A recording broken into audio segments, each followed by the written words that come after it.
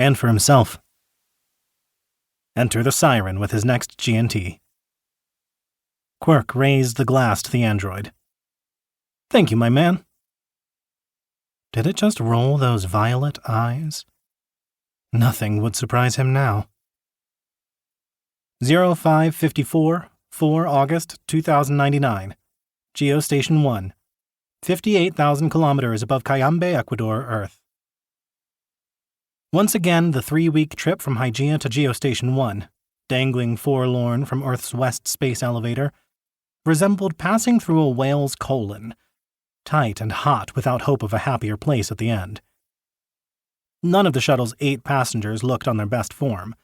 Gray jumpsuits rumpled, clumping down the pastel pink link tunnel to the transit hub, grippy mag boots lending their strides that familiar straight-legged awkwardness. At least Quirk's pinstriped Marion suit lay safely folded in its bespoke case. An affectation in places like this, but it remained important, sartorially and symbolically. And it would serve him well in Geo 1's sole cocktail bar this evening, or whatever current Earth hour it was, plus a shower and a shave. He sorely wished not to be returning to the concourse tomorrow to start the tedious trip down in the space elevator, followed by a flight to his ultimate destination.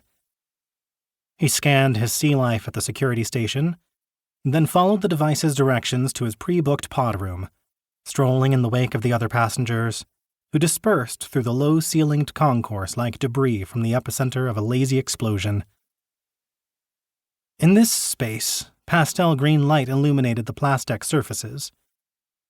He passed a young father wrangling a pair of kids. The family's male model syRen held their bags, looking on with impassive violet eyes at the young man's agitation. The universe really was taking the piss now, wasn't it? He wondered for the nth time, where n was a variable proportional to the number of G&Ts he'd consumed in the last 3 weeks, about visiting Jennifer after the Milan drop was done.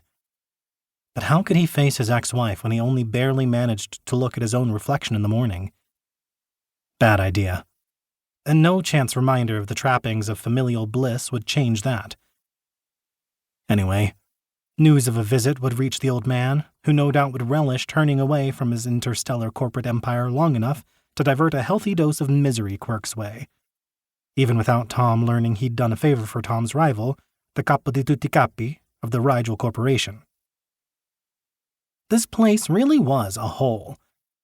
A claustrophobic carbuncle on the glistening oblate sphere of Earth. But Geostation 1 did have a saving grace: its bio-showers.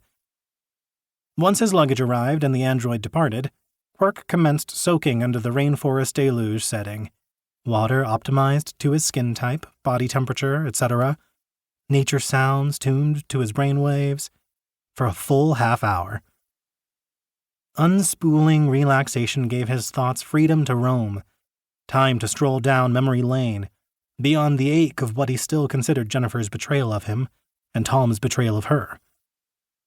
The job at Secor started like a dream and, true to form, remained all sweetness and light, until it didn't. Go to Bogota.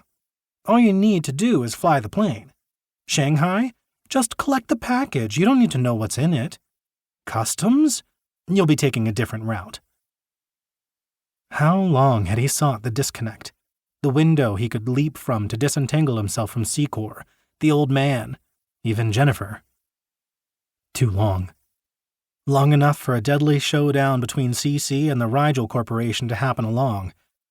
Long enough for Quirk to step into the middle of it up to his ankles, to have his life saved by a gangster, and to end up owing Tony DeFantino a favor.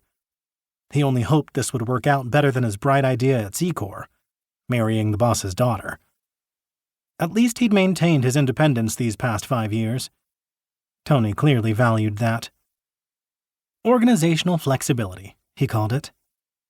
Whatever the label, this time Quirk was done. No more favors. Soaked, soaped, air-blown dry, and thoroughly refreshed, Quirk opted for the hypoallergenic antiperspirant topcoat, which also imparted a slight darkening to his skin. It wouldn't do to pitch up all pasty-faced in Milan. Far better to blend in as best he could when on business for Rigel. But just because he had a